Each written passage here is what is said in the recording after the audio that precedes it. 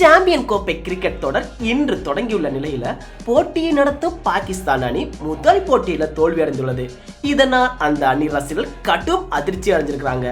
8 நாடுகள் பங்கேற்கும் மினி உலக கோப்பை என கருதப்படும் சாம்பியன்ஸ் கோப்பை கிரிக்கெட் தொடர் இன்று தொடங்கிய முதல் போட்டியிலேயே பாகிஸ்தான் மற்றும் நியூசிலாந்து அணிகள் மோதின. டாஸ் வெற்றி பெற்ற பாகிஸ்தான் அணி பவுலிங்க தேர்வு செஞ்சாங்க. நியூசிலாந்து அணியின் தொடக்க வீரர்களாக வில் யங் மற்றும் டெவன் கான்வே ஆகியோர் களமிறங்கினாங்க. கான்வே 10 ரன்ல ஆட்டம் இழக்க அடுத்து வந்த வில்லியம்சன் 1 ரன்ல வெளியேறினாரு. டேரில் மிச்சல் 10 ரன்கள் எடுத்து அவரும் ஆட்டம் இழந்தாரு. இதையடுத்து 4வது விக்கெட்டுக்கு ஜோடி சேர்ந்த வில் யங் மற்றும் விக்கெட் கீப்பர் டாம் ராதம் ஆகியோர் சிறப்பாக விளையாடி ரன்கள் சேர்த்தாங்க. இவர்கள் இருவருமே 4வது விக்கெட்டுக்கு 118 ரன்கள் பார்ட்னர்ஷிப்பாக அமைத்தாங்க. வில் யங் 107 ரன்கள் குவித்து ஆட்டமிழந்தாரு. அதிரடியாக 118 ரன்கள் சேர்த்த டாம் கடைசி வர களத்தில் நின்றாரு.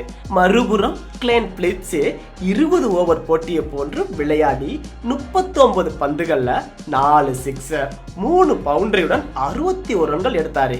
50 ஓவர் முடிவில் 5 விக்கெட்டுகளை இழந்த நியூசிலாந்து அணி 320 ரன்கள் குவித்தது.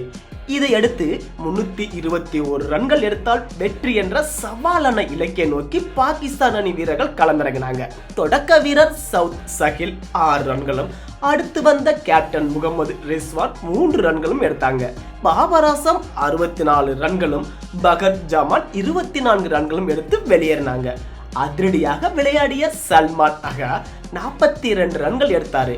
கடைசி ஓவர்கள்ல குல்தீப் ஷா 49 பந்துகள்ல 69 ரன்கள் எடுத்தாங்க. மற்ற வீரர்கள் சரியாக விளையாடாத நிலையில 47.2 ஓவர்கள்ல தாக்கு பிடித்த பாகிஸ்தான் அணி அனைத்து விக்கெட்டுகளையும் இழந்து 260 ரன்கள் மட்டுமே எடுத்து 60 ரன்கள் வித்தியாசத்துல தோல்வி அடைஞ்சிருக்கிறாங்க பாகிஸ்தான் அணி. பாகிஸ்தான் அணியின் தோல்விக்கு என்ன காரணம் அப்படின்னு நீங்க கமெண்ட்ல சொல்லுங்க, அதை பார்க்கலாம்.